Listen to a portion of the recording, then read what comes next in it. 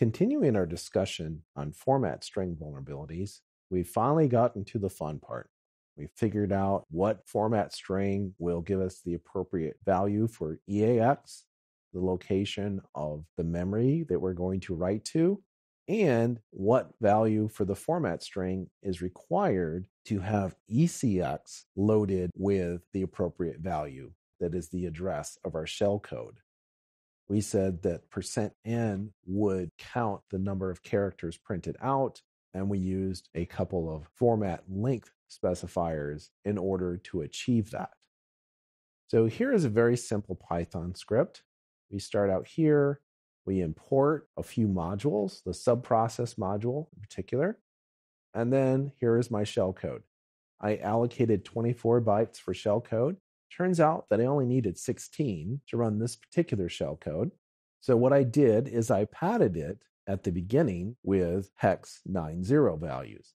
And you might recall from earlier videos that this is a inop, no operation. It doesn't do anything.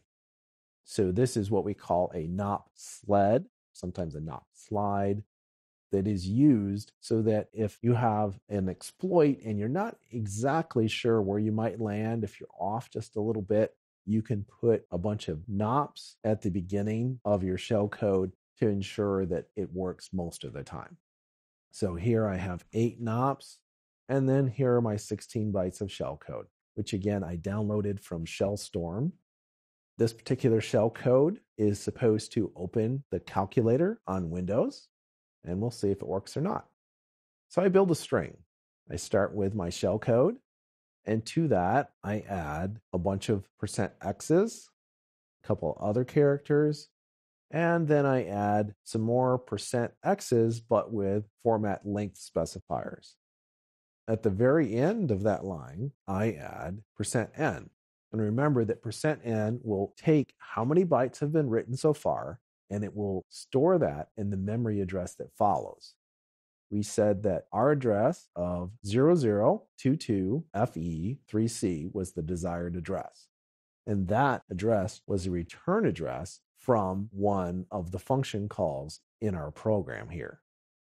Because you have a 00 in the leading position, normally this might be a problem with things like heap buffer overflows, stack buffer overflows. But in our case, we can actually use the null terminating character to our advantage.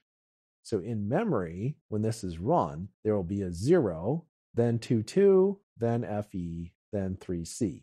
And that's how the address will be read, because again, it's little ending. Remember that all of those length specifiers were to get our target length 22FE50, which was the location of this shellcode in memory. So now that we've done the setup, we use subprocess call, which expects a list. The first thing in the list is the thing that you're going to run. Then the next thing would be any parameters. In this case, I only have one parameter.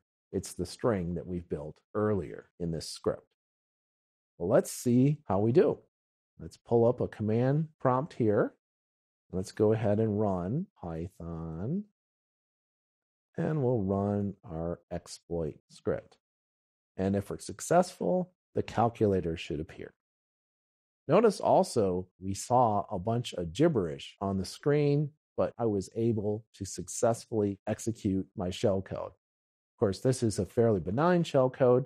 I could have downloaded something a little bit more sinister, or maybe even launched Meterpreter. We'll talk about all those possibilities in later videos.